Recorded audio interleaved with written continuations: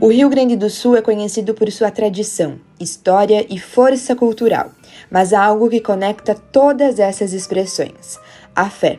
Segundo o censo de 2022 do Instituto Brasileiro de Geografia e Estatística, o estado é o mais religioso do Brasil, reunindo uma diversidade impressionante de crenças e práticas.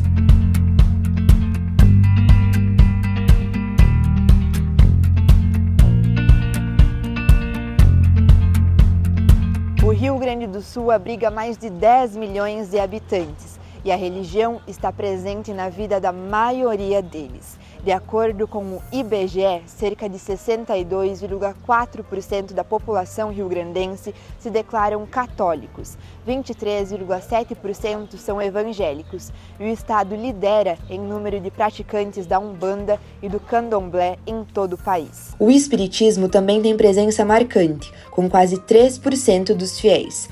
Já outros 9,3% afirmam não seguir nenhuma religião, um índice que também cresce especialmente entre os mais jovens. A doutrina espírita, ela foi codificada por Allan Kardec, mas ela segue as orientações todas de Jesus Cristo. Acreditamos na imortalidade da alma, que ela não se esvai na morte.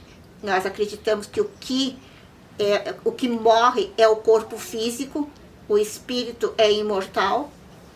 Acreditamos na comunicação entre espíritos, que para nós somos espíritos encarnados, ou seja, somos espíritos que estão na carne, que têm um corpo físico, têm um invólucro carnal. A única diferença de outros espíritos que já partiu para outro local. Então, nós acreditamos nessa comunicação, tanto que a gente pratica as comunicações nas mesas mediúnicas e acreditamos na reencarnação.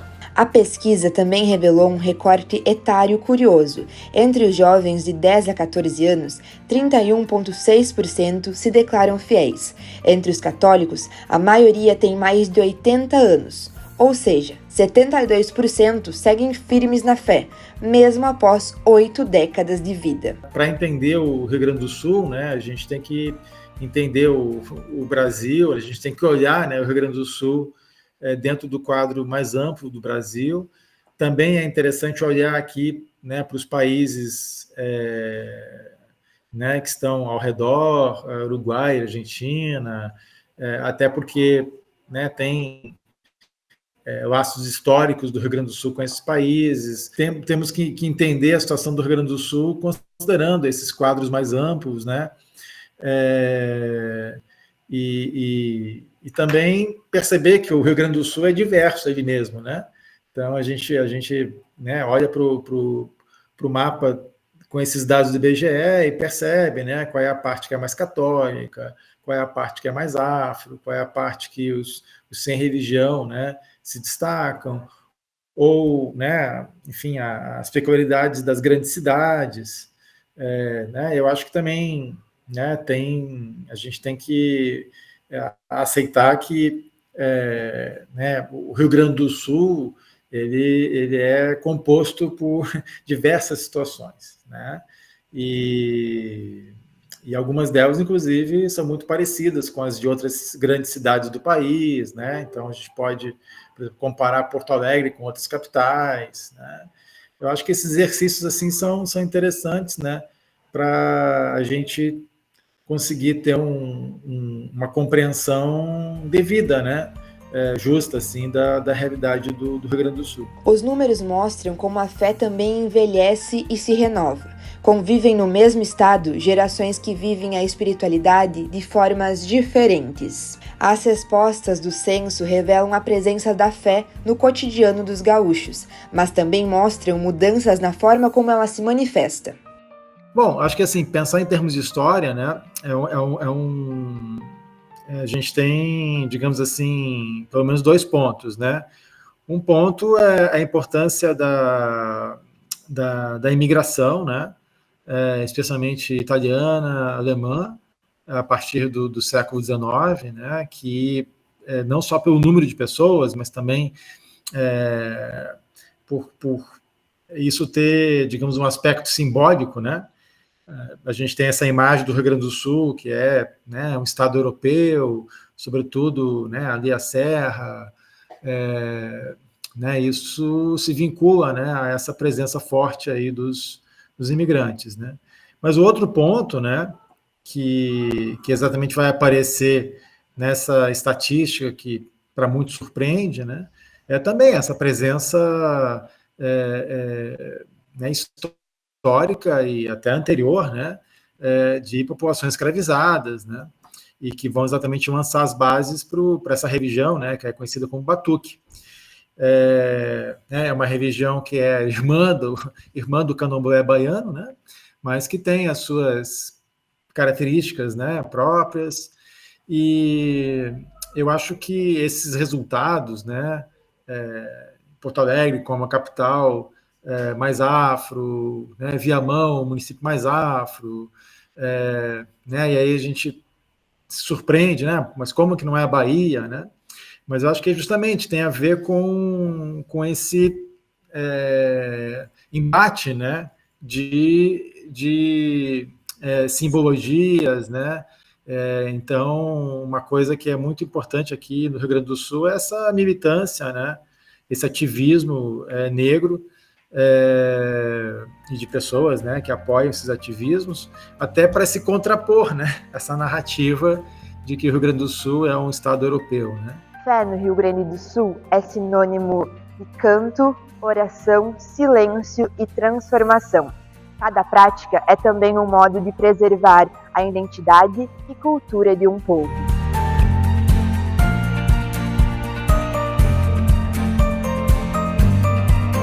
E as cidades que levam essa fé ao extremo. Montauri, no Nordeste gaúcho, é o município mais católico do Brasil.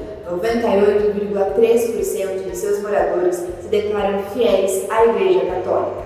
Já Arroio do Padre, perto de Pelotas, é o reduto mais evangélico do país, com 89% da população frequentando templos protestantes. Não existe uma única forma de ser gaúcho, nem de crer. A religiosidade aqui reflete uma diversidade étnica, social e cultural que construiu o Estado. Eu acredito sim que os momentos marcantes da nossa fé é que tu, tendo ela, tu sabe que algum ponto vai te dar certo, né? Tipo, você tem fé, você acredita que as coisas vêm de Deus, a vida ela é feita de momentos bons e ruins, no entanto, tu tem que ter fé em todos eles, né?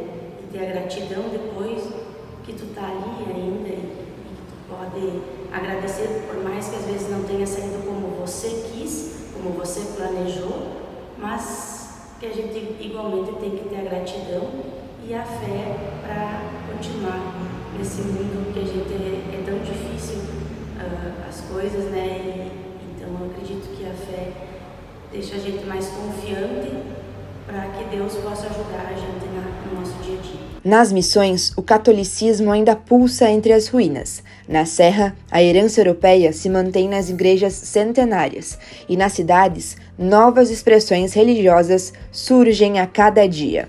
Entre rezas, ritos e cânticos, o Rio Grande do Sul reafirma sua fé profundamente enraizada em sua identidade. A igreja, no meu ponto de vista, nos traz uma segurança, uma fé maior para viver o dia a dia e principalmente para seguir dando bom exemplo, vivendo com as pessoas, vivendo com o próximo. E também assim, a igreja, ela tem o seu início com o nosso batismo, né? Nós, a Igreja Católica, nós precisamos da igreja quando nós nascemos, quando nós somos levados para a igreja para o batismo e também no momento que nós deixamos essa terra, esse mundo, nós também precisamos da igreja. Então eu considero esse espaço ali no meio fundamental. Mas de onde vem essa força espiritual? Como a história do Estado ajudou a moldar essa diversidade de fé que atravessa gerações? No próximo episódio, vamos descobrir como a imigração ajudou a construir o mapa religioso do Rio Grande do Sul e como tradições vindas do outro lado do oceano se misturaram às crenças locais.